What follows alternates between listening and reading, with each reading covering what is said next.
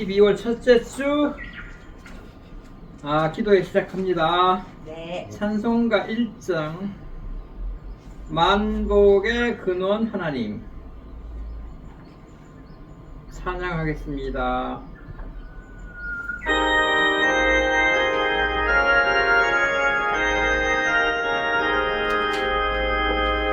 만복의 근원 하나님 온 백성 찬송 드리고 저 천사여 찬송하세 찬송 성부 성자 성령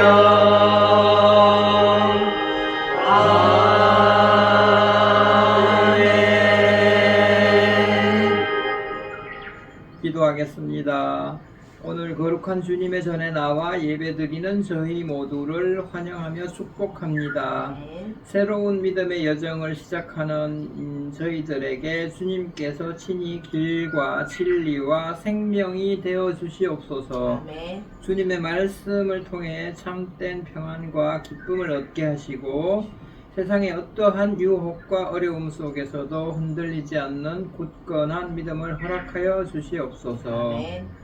예배를 통해 저희가 주님을 더 깊이 알아가게 하시고 주님의 뜻을 깨달아 삶 속에서 실천하며 살아가게 하옵소서.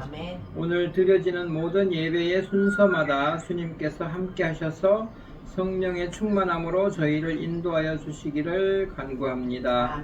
찬양을 통해 주님께 영광을 돌리게 하시고 기도를 통해 주님과 깊이 교제하게 하시며 말씀을 통해 살아계신 하나님의 음성을 듣게 하옵소서. 이 예배를 통해 형제 자매들이 교회 공동체 안에서 주님의 사랑을 경험하고 함께 믿음 안에서 성장하며 교제하는 기쁨을 누리게 하옵소서. 주님의 몸된 교회가 이들에게 영적인 안식처가 되게 하시고 삶의 모든 순간에 주님의 인도하심을 따라 살아갈 수 있도록 인도하여 주옵소서. 오늘 예배를 시작하는 이 시간부터 건축설계 실무 강좌를 마치는 시간까지 모든 순서 위에 주님의 임재와 은혜가 충만하게 하옵소서. 저희를 구원하신 주 예수 그리스도의 이름으로 기도합니다. 아멘. 사도신경으로 신앙 고백하겠습니다.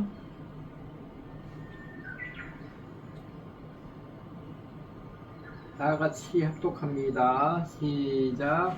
전능하사 천지를 만드신 하나님 아버지를 내가 믿사오며 그 외아들 우리 주 예수 그리스도를 믿사오니 이는 성령으로 잉태하사 동정녀 마리아에게 나시고 본디오 빌라도에게 고난을 받으사 십자가에 못 박혀 죽으시고 장사한 지 사흘 만에 죽은 자 가운데서 다시 살아나시며 하늘에 오르사 전능하신 하나님 우편에 앉아 계시다가 저리로서 산 자와 죽은 자를 심판하러 오시리라.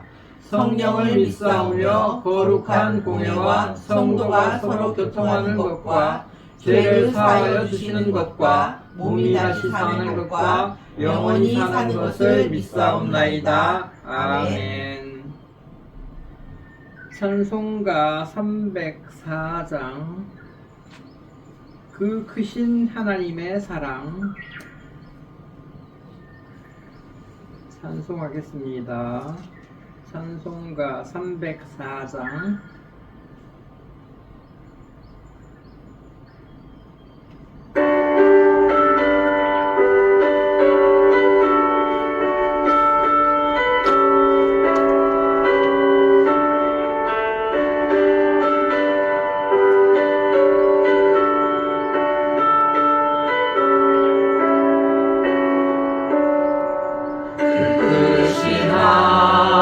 하나님의 사랑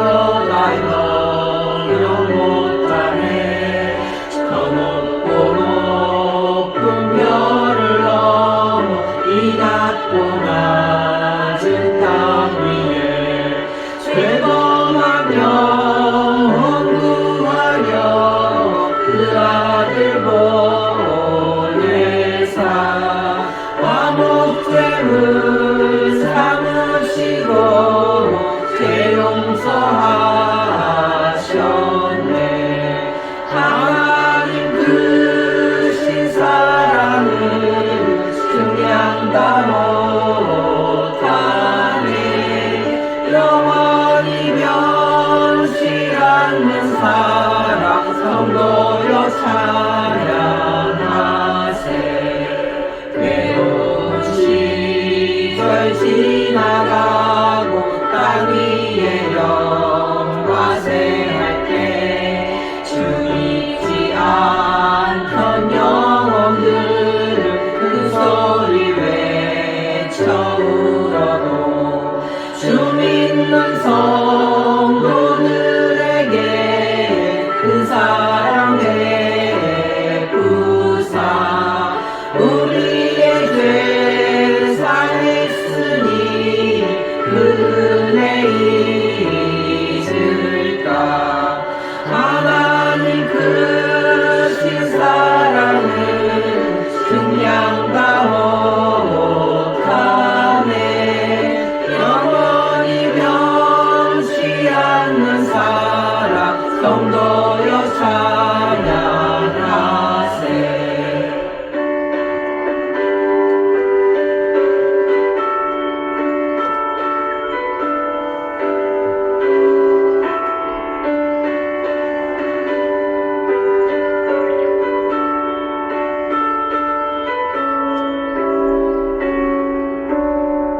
하늘이 두루마리 삼고 바다를 먹물 삼아도 한없는 하나님의 사랑 가기로 갈 수 없겠네. 하나님의 크신 사랑 그 어찌 갔을까. 저 하늘 높이 쌓아도 세우지 못하리. 하나님 크신 사랑은 증량다 못하네. 영원히 변치 않는 사랑 성도여 찬양하세.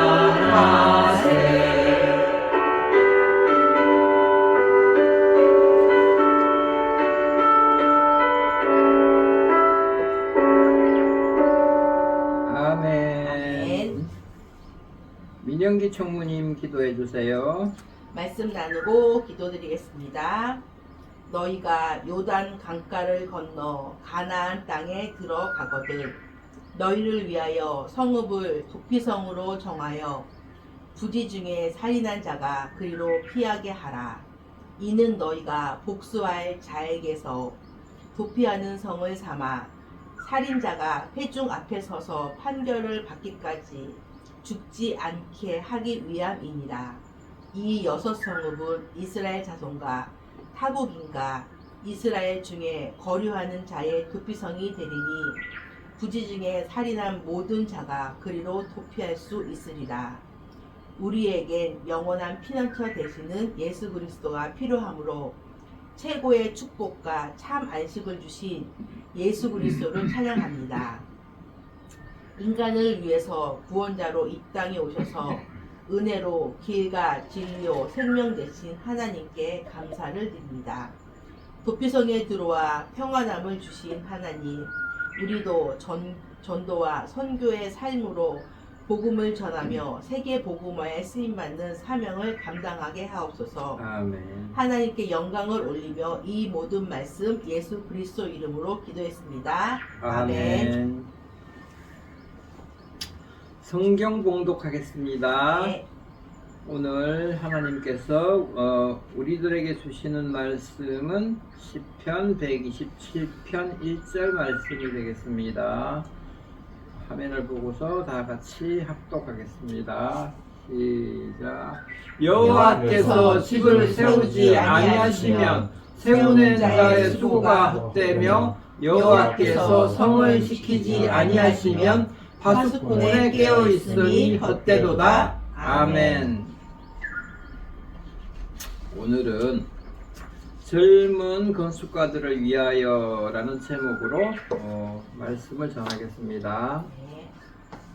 방금 우리가 시편 127편 1절을 봉독했습니다. 제가 다시 한번 봉독하겠습니다. 여호와께서 집을 세우지 아니하시면 세우는 자의 수고가 헛되며 여호와께서 성을 지키지 아니하시면 파수꾼의 깨어있음이 헛되도다.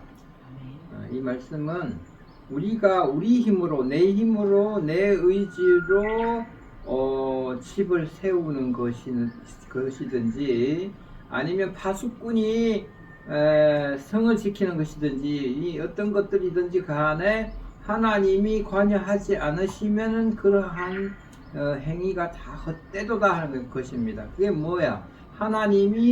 하나님의 간섭 아래, 하나님의 말씀 아래 우리가 뭐를 하려고 해야 그것이 실질적으로 뭐가 이루어지는 것이지, 하나님이 없이 나만의 내 의지로, 내 뜻대로, 내 판단대로 뭘 하고자 하면 그것이 다 헛방이다 그 얘기예요. 서론 왜 건축인가? 하나님은 최초의 건축가이십니다. 하나님을 우리는 흔히 이제 창조주라고 부르는데, 창조주 하나님이라고 부르는데, 창조주 하나님은 성경에서 종종 건축가와 설계자의 이미지로도 등장하십니다. 잠언 3장 19절에 보니까 지혜로 땅의 기초를 놓으셨다. 또 요한복음 14장 2절에 보니까 내 아버지 집에 거할 곳이 많도다. 또 고린도전서 3장 9절을 보니까 너희는 하나님의 집이다 이렇게 나와 있고, 그렇기 때문에 이 건축은 단순히 구조물을 만드는 것이 아니고 사람이 살아갈 공간을 만들고 또 도시의 질서를 세워나가는 것이며 인간의 존엄을 지켜주는 공간의 선교, 공간 선교가 바로 건축이 되겠어요.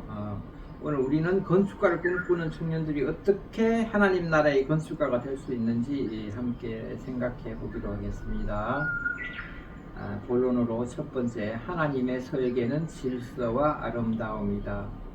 이 천지 만물을 우리 사방을 둘러봐도 다 하나님의 작품들인데, 여기에는 하나님의 hul시에는 질서와 아름다움이 다 깃들여져 있는 걸 우리가 알 수가 있습니다. 누가 가르쳐주지 않아도 저 코스모스 한 송이만 쳐다봐도 어떻게 저렇게 꽃잎을 질서 정연하게 배열을 하고 가운데 꽃술이 저렇게 있고 그 꽃술에는 씨앗이 들어있어서 또 생명이 그 가운데 잉태하는 이런 질서와 아름다움.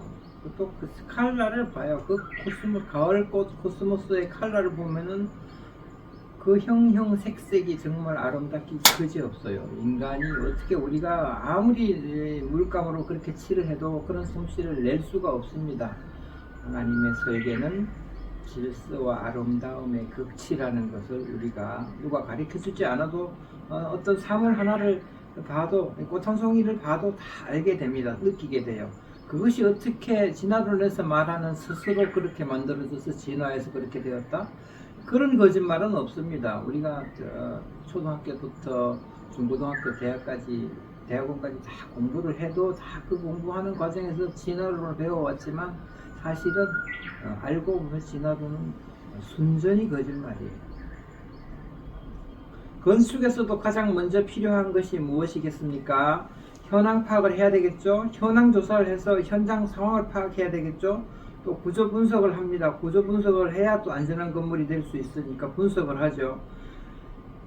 그리고 질서 확립입니다. 도시의 맥락 이런 것들을 우리가 다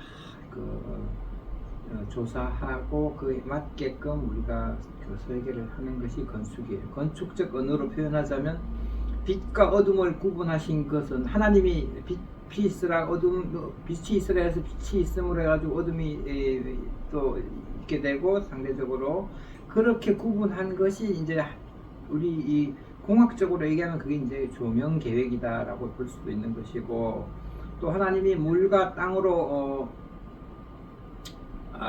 나누신 것은 공간 조닝으로 우리가 또 이해할 수가 있고, 또 창세기 2장 15절에 나오는 에덴 동산을 가꾸고 지키라고 아담에게 말씀을 하시는 것은 메인터너스 플랜, 관리 계획이죠. 관리 계획.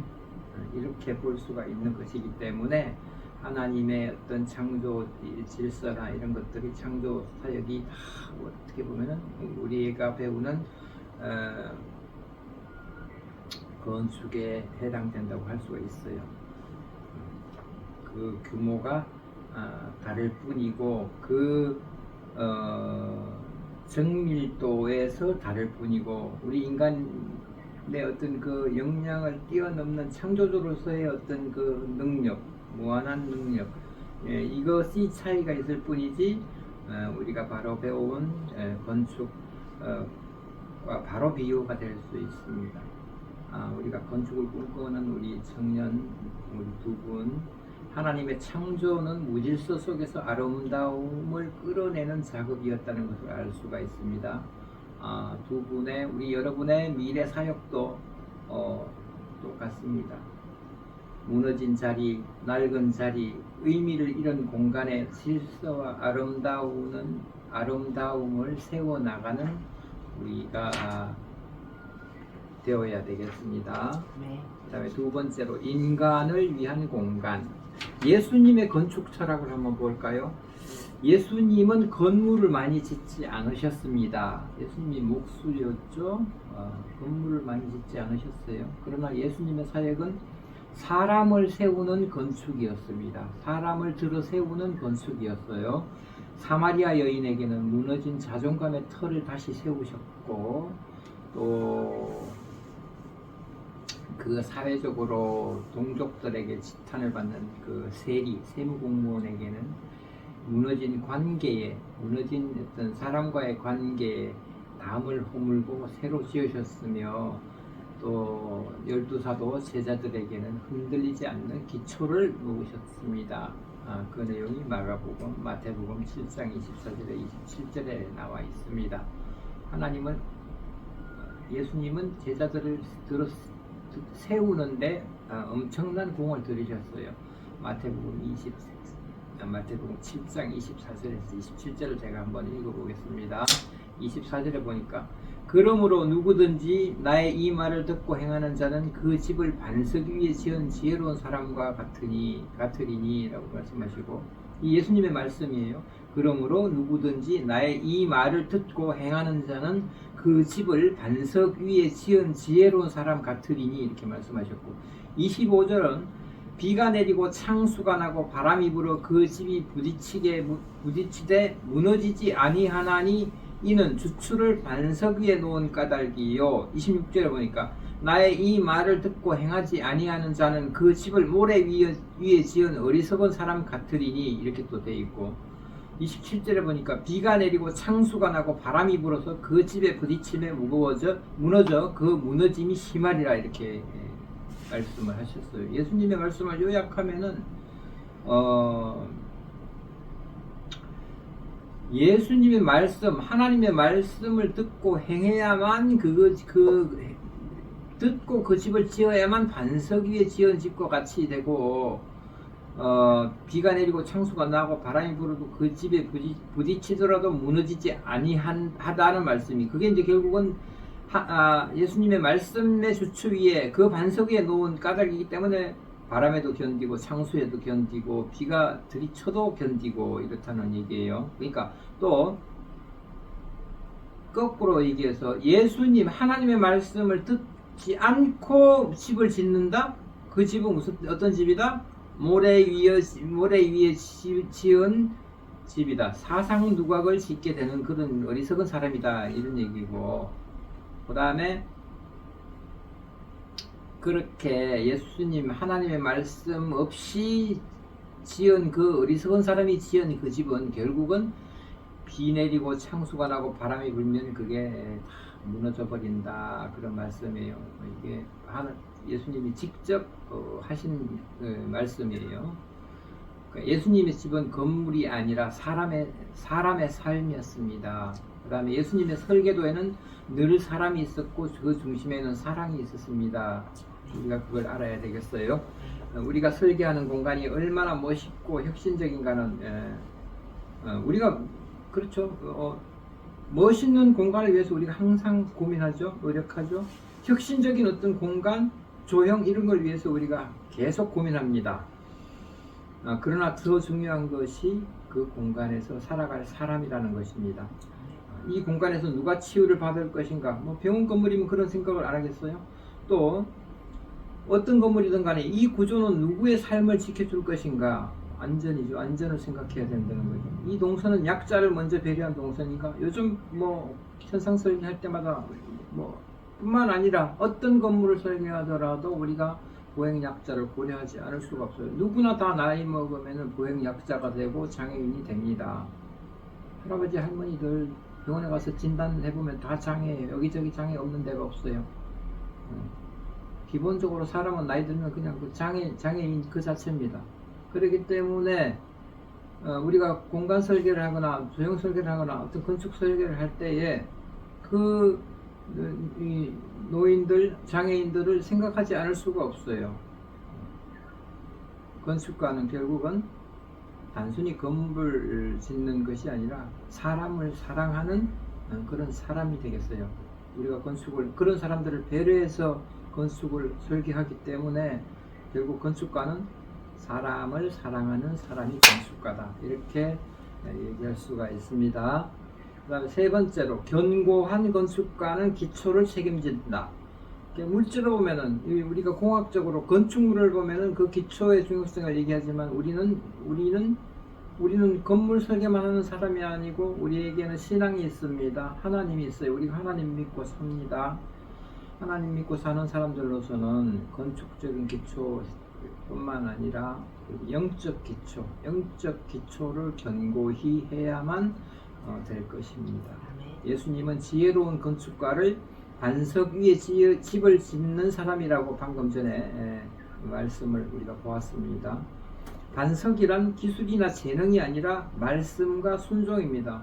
우리가 뭐 집안이 이제 안반 위에 세워지는 그런 집안을 반석 집안이라고 안반 집안이라고 이렇게 말할 수 있겠으나 우리가 영적으로 보면은 말씀을 순종하고 충성하는 것이 하나님의 말씀을 따르는 것이 결국은 반석이 되겠어요. 건축가의 세계는 화려해 보이지만 치열합니다. 잘 알겠지만은 건축가라고 하는 것이 허구한 날 밤일하고 밤새기도 하고 그렇게 치열하게 공간 창출을 위해 가지고 정신을 쏟아서 애를 쓰는 그런 이제 직업인데 끝없는 도면 수정을 해야 되고 밤새워서 설계해야 되고 또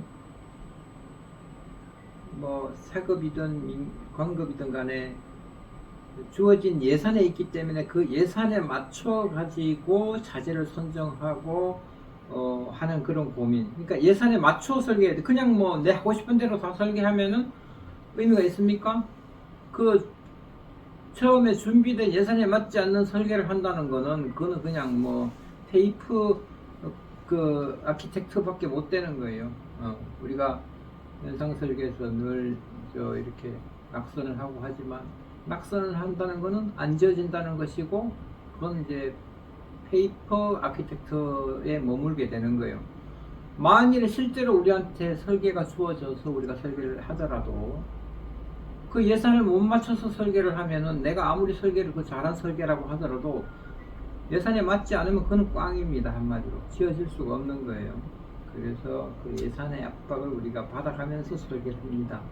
또 인허가 과정에서도 많이 공무원한테 시달리죠. 우리가 경력이 많고 건축사 자격증을 따가지고 내 작품 활동을 해도 허가받으러 관에 들어가면 구급 여자 건축사한테 여자 구급 공무원한테 시달리게 돼요.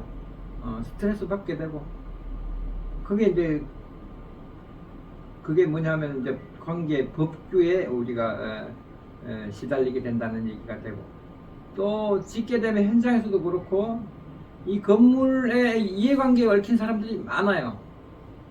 우리 집을 지으려고 여기 땅을 팠는데 옆집에서 민원 들어옵니다. 소리 시끄럽다, 먼지 난다, 진동 온다, 이래가지고 구청에 민원 넣고 하면은 이런 그 소소한 이해관계의 충돌이 늘 우리 주변에 있게 마련이에요. 그러니까 건축가는 어떻게 보면 이것들이 다 스트레스야. 스트레스로 작용을 하는데, 우리가 그런 것들, 그러한 문제나 돌발 상황을 대처해 나가면서 우리가 구상하는 어떤 그 건축 설계안을 현실화 시키는 게 또 그게 능력이고 역량이고, 또 잘 또 처리가 되면 그게 보람이고, 그런 것이 우리 일이 되겠어요. 그런 이제 여러 가지 어떤 스트레스를 주는 어떤 요인들이 이제 그걸 우리가 견뎌내지 못하면 뭡니까? 이 과정에서 이제 우리는 자신감을 잃어버리기가 또 쉬워. 이게 참 쉬운 일이 아니구나. 이건 나의 길이 아닌가 보다 심하게 되는 경우에는 가다가 중도 포기하는 사람 많습니다. 내가 건축 설계 쪽으로 이렇게 쭉 길을 걸어온 걸 때 되돌아보면은 그래도 실무를 내가 한 지가 한 30-40년 되는데,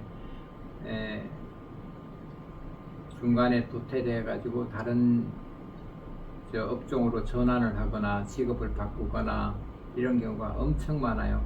우리 그 고등학교 건축과 졸업생이 54명이 60명이 입학해 가지고 6명이 중간에 포기하고 54명이 졸업을 했는데, 54명 가운데 건축 설계 쪽에 건축사 자격증을 따고 건축 설계를 하고 있는 친구는 나를 포함해 가지고 3명이에요. 3명만 남았어. 54명 중에 3명만 남았어. 입학할 때부터 따지면 60명 정원 학생 가운데 3명만이 지금 남아서 건축사의 타이틀을 내걸고 건축 설계 일을 하고 있어요. 뭐 어떻게 보면은 그 시작한 지 얼마 안 돼 가지고 이 길이 내 길이, 내가 가야 할 길이 아니로구나 라고 판단을 해 가지고 미리 포기한 사람은 어떻게 보면 다행인지도 몰라요. 그러나 나이 먹고 나이가 30대고 40대 가지고 그제 가서야 이 길이 나의 길이 아닌가 보다 이렇게 판단되면, 이처럼 바보가 어디 있겠어요. 그동안 쌓아온 버려온 시간들이 다 그 뭐가 됩니까? 물거품이 되어버리는 건데, 어떻게 보면 인생의 3분의 1 내지는 2분의 1이 물거품으로 돌아갈 수가 있어. 그렇기 때문에 우리가 지금 30대 40대에 들어서는 우리들로서는 신념을 가지고 하나님께 기도하고 예배하는 가운데에서 어떤 건축적으로 내가 목표한 바를 이루어 나가는데 흔들림이 없어야 되겠어요. 그러니까 그것이 하나님이 주시는 우리 성경의 말씀, 이 기초 위에서, 말씀의 기초 위에서 이렇게 우리가 건축을 해 나가다가 보면은 그러저러한 어떤 흔들리게 하는 요인들을 우리가 다 이겨낼 수가 있어요. 저와 여러분이 앞으로 펼칠 창조적 건축 여정 속에서 하나님께서 여러분들을 붙들어 주실 영적 기초는 단 한 가지입니다. 말씀을 붙잡고 그 붙잡은 말씀에 의해서 성품이 또 이렇게 만들어지고, 그 만들어진 성품 가운데 소명을 받아서 작품 활동을 하면은 우리가 결코 반석 위에 집을 지은 것처럼 튼튼하게 흔들림 없이 우리의 꿈과 소명과 사명을 다 이루어 나가게 될 것입니다. 먼저 말씀으로 설계된 사람이 되어야 하나님 나라의 건축물을 지을 수 있다는 것을 잊지 말고 시시때때로 기도하면서 우리가 건축 설계의 공부를 해나가야 될 것 같아요. 자, 네 번째로, 비전은 도면이고 성령은 시공자다. 비전은 도면이고 성령은 시공자다. 건축에서 가장 중요한 것은 설계도입니다. 설계도. 우리가 설계하는데 남는 결과물은 설계도예요. 결국 설계도에 의해서 이 건물이 현장에서 현실화되는 것이고, 설계도가 잘못되면은 병든 건물이 만들어져요. 그만큼 설계도는 중요한 것입니다. 설계도는 미래를 현재로 끌어오는 그림입니다. 그렇죠? 우리가 설계도만 만들어진 상태에서는 현실화된 건물은 없죠? 그래서 이렇게 말하는 거예요. 미래를 현재로 끌어오는 그림이 바로 설계도예요. 하나님은 저와 여러분 각자의 삶에 대하여도 설계도를 갖고 계십니다. 우리가 마치 건물을 세우기 위해서 설계도를 만들고 갖고 있듯이 하나님께서는 우리들의 각자의 인생의 설계도를 갖고 계세요. 성경을 쭉 우리가 읽어보면은 그런 말들이 여기저기 나옵니다. 우리는 흙이에요. 흙이고 흙에서 태어났고 나중에는 흙으로 돌아갑니다. 하나님은 토기장이라고 하세요. 토기장. 그 흙을 빚어가지고 그 고급 무슨 고래 청자를 만들기도 하시고 이조 백자를 만들기도 하시고 또 무슨 좀 험하게 쓸 수 있는 질그릇을 만들기도 하고, 하나님은 우리의 인생을 빚어 나가는 그런 하나님이 되겠어요. 여호와의 말씀이니라. 너희를 향한 나의 생각을 내가 아나니 평안이요 재앙이 아니니라. 너희에게 미래와 희망을 주는 것이니라. 이게 어디에 나오는 말씀이냐면 에레미야 29장 11절의 말씀인데, 다시 한번 읽어볼게요. 여호와의 말씀이니라. 너희를 향한 나의 생각을 내가 아나니 평안이요 평안이다. 재앙이 아니라 평안이다. 너희에게 미래와 희망을 주는 것이니라. 이렇게 말씀을 하고 있습니다. 자, 우리가 설계도가 그만큼 중요하다고 지금 내가 방금 전에 얘기했는데, 설계도만 있다고 해서 건물이 또 지어지지는 않습니다. 현장에서는 실제로 움직이는 시공자가 있어야 됩니다. 하나님이 우리 인생의 설계도를, 우리 삶에 대한 설계도를 가지고 계신 설계자라고 하면, 그 삼위 하나님 가운데 성령님은 설계하시는 하나님이 아니고 시공하시는 하나님이 곧 성령님이다. 이렇게 이야기할 수가 있어요. 여러분의 손을 움직이는 분도 성령님이십니다. 성령님은 우리하고 늘 내 속에 임재하고 계십니다. 성령님이. 삼위 하나님 중에 성령님이 우리를 도우시는 성령님이에요. 내가 지금 설계도를 그리는 이 손을 움직이는 분도 성령님이 움직인다는 거예요.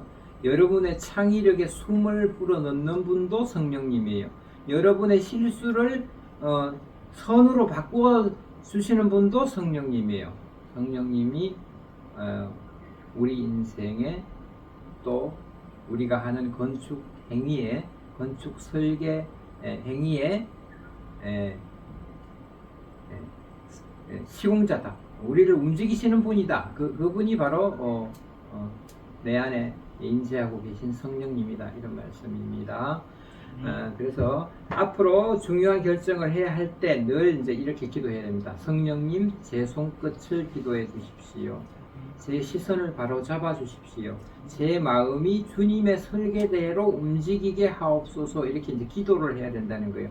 기도하면서 우리가 설계를 해야 돼요.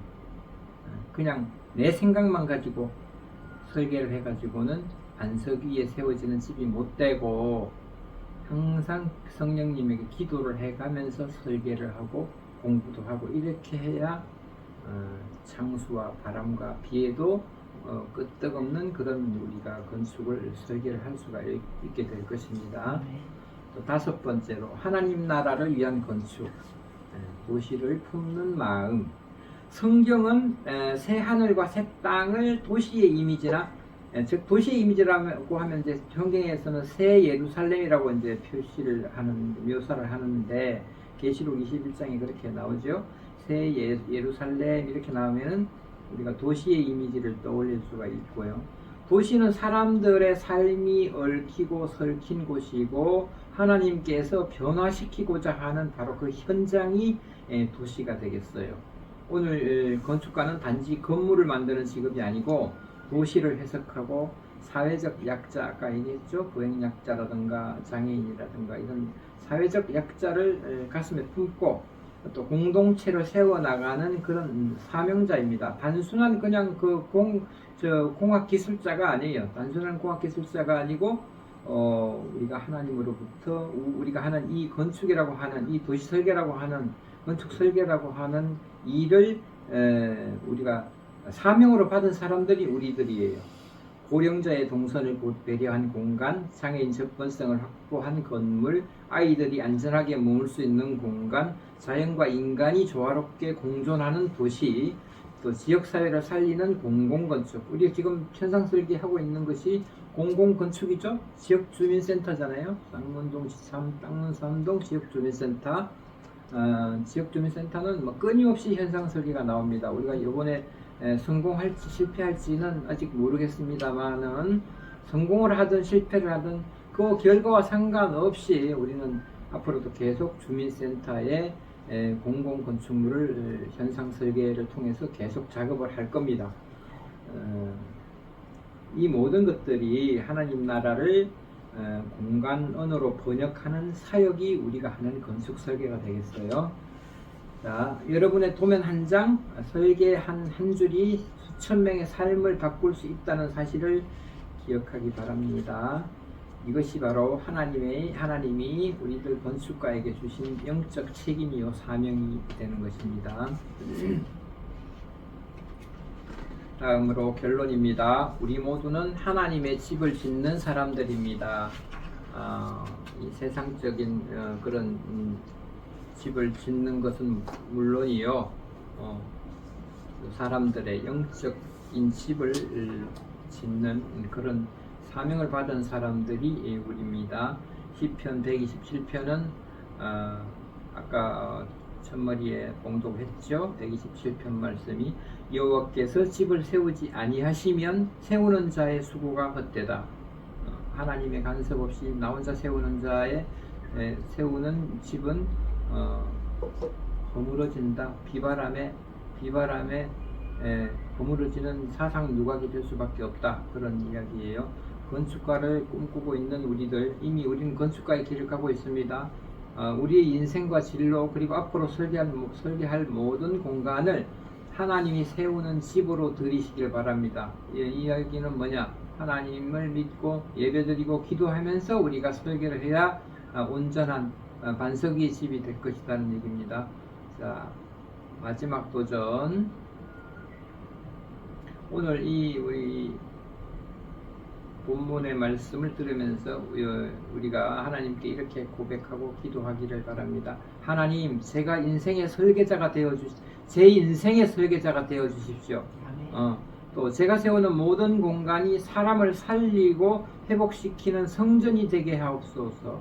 또 이렇게 기도합니다.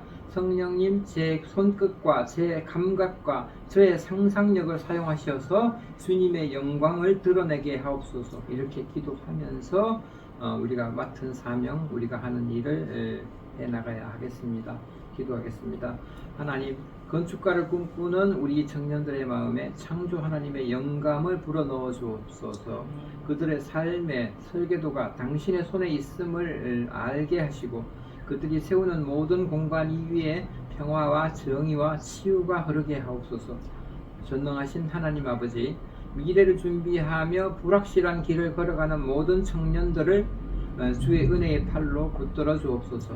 그들의 마음에 두려움 대신 담대함을 주시고 혼란 대신 분명한 길을 보여주소서. 문이 닫히는 것처럼 보일 때에도 하나님이 여시는 새 길을 보게 하시며 스스로 부족하다고 느낄 때에도 하나님 안에서 충분한 존재임을 알게 하옵소서. 그들의 꿈 위에 주님의 생각을 심어주시고 그들의 계획 위에 주님의 계획을 더하여 주시며 필요한 때에 필요한 사람과 기회를 만나게 하여 주옵소서. 일터에서는 정직과 성실의 은혜를, 관계에서는 사랑과 지혜를, 몸과 마음에는 강건함을 공급하여 주옵소서. 우리들이 있는 곳마다 빛과 소금이 되게 하시고 작은 자리에서도 충성할 수 있는 믿음을 주옵소서. 무엇보다 하나님을 먼저 구하는 삶을 살게 하셔서 이 모든 것을 더하시는 주님의 신실함을 경험하게 하옵소서. 이제는 우리 주 예수 그리스도의 은혜와 하나님 아버지의 놀라우신 사랑과 성령님의 도우심과 위로하심이 여기 모인 우리 청년들의 발걸음 위에 지금부터 영원토록 함께 하시기를 축원하옵나이다. 아멘. 아멘. 그러면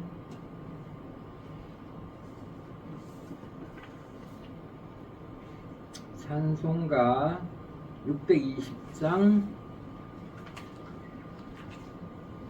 여기에 모인 우리 찬양하겠습니다.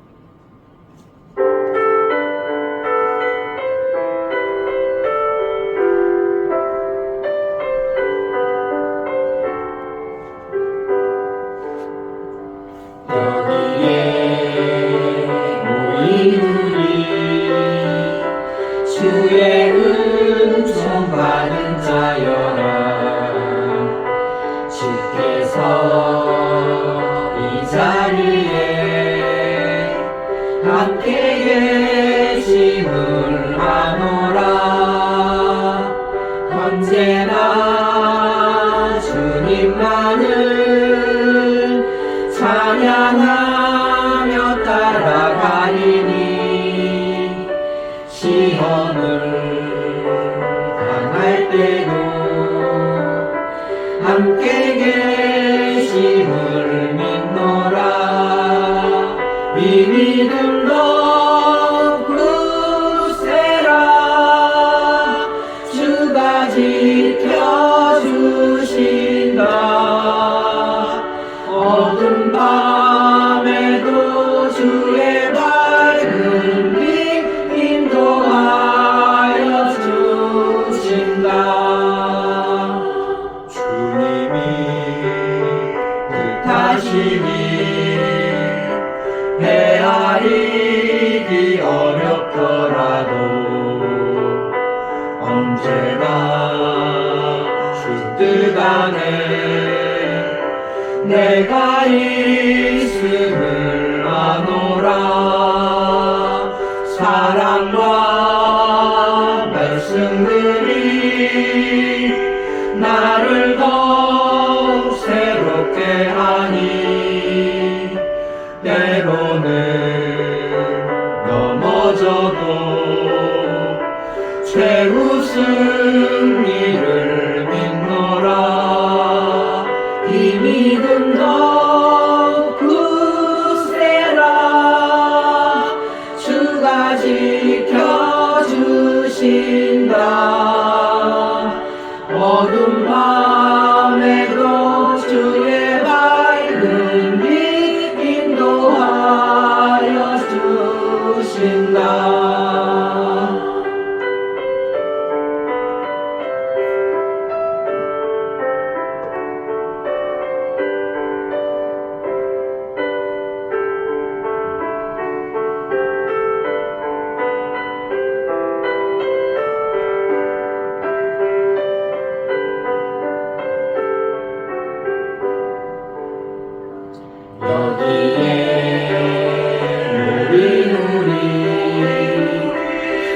사랑받는 주의 자녀라.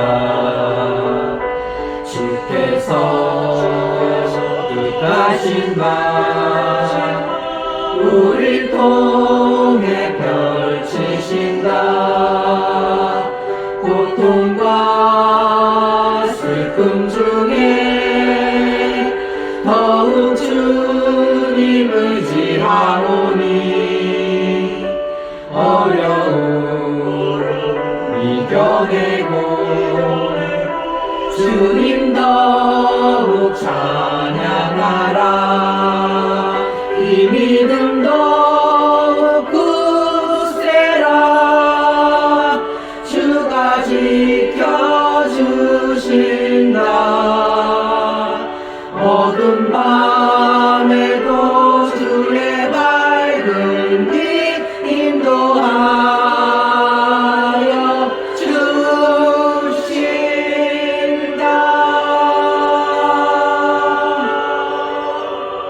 아멘. 영접 기도하겠습니다. 네. 영접 기도.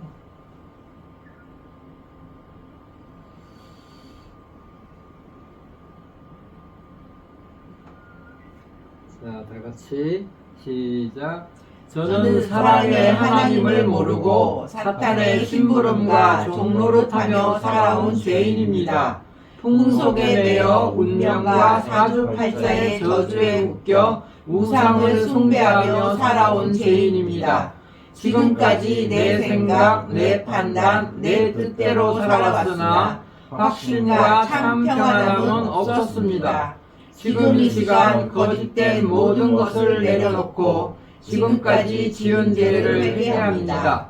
인간의 죄 사함을 위하여 십자가에 못 박혀 죽으시고 3일 만에 부활하시어 하늘 보좌에 앉아 저를 기다리고 지켜주심에 감사를 드립니다. 마음의 문을 열고 예수 그리스도를 영접하오니 제 안에 들어와 주인이 되어 주시고 기도하는 모든 것에 응답하여 인도해 주시며 저의 배경이 되어 주세요.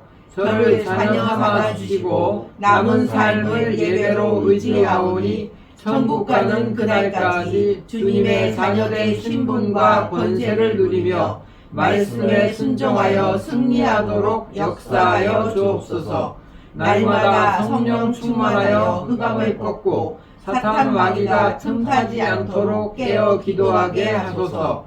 저를 구원하여 주시고 전도와 선교의 축복까지 허락하신 예수 그리스도 이름으로 기도합니다. 아멘.